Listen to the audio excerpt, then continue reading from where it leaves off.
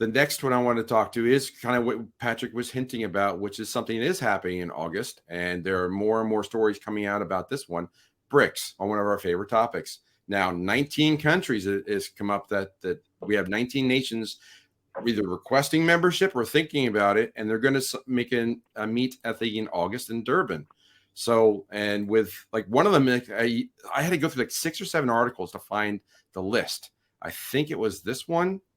Yeah. So if I go down to the list, this guy somehow pulled together the best list, and I couldn't believe I go through like all these articles are almost the same, but you can see the list of countries. I mean, it's not a small list. Okay, there's like 19 countries. We got. I think we definitely want to mention Mexico being on the U.S. border. That's definitely. I would love to mention Egypt, my home country. And I also want to mention Argentina because I actually just did a video the other day about Argentina about. They got a bailout from IMF, but they weren't allowed when they took the money from the IMF. They weren't allowed to say that they had to deny or say that they're not going to use it or set up any cryptocurrency setup. So it's interesting, all these conditions. So Argentina takes a bailout from IMF like a month or so ago, and here they are applying to get into BRICS.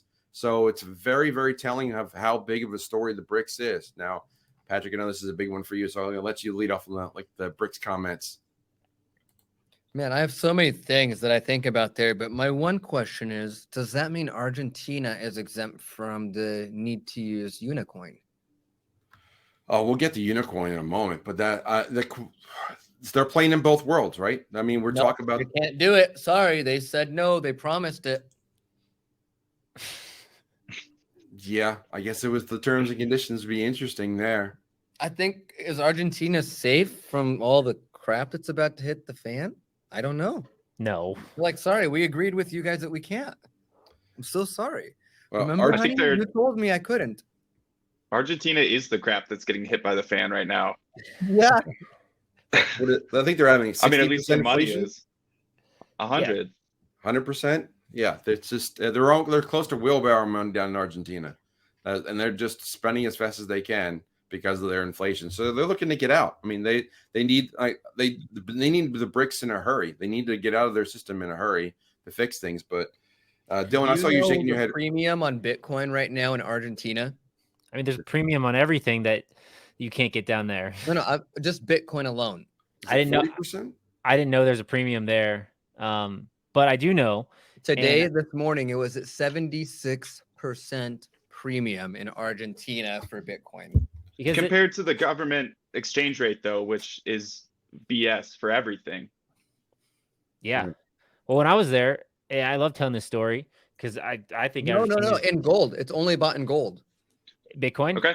Yeah, you can only trade gold or silver like diamonds. They're not taking the native currencies. No. Well, because what they would do is when I was there, Patrick, you had the government exchange rate, and this was 2015, 2016. It was 8-1 pesos to the dollar. Then you had the blue rate. And if you look at the blue rate was like 12 to 15-1. So you could double the amount of pesos you get. And they you couldn't get US dollars in the country. You had to bring them in the country.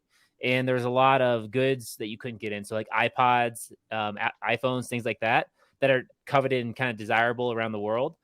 You couldn't get those in Argentina. So you had to bring them in from other countries to get them there. And people would trade their pesos because they were required to basically take pesos at the shops. They weren't allowed to take other money necessarily. And then they would basically trade you the pesos for these goods they can store the value of their money and their wealth and their labor.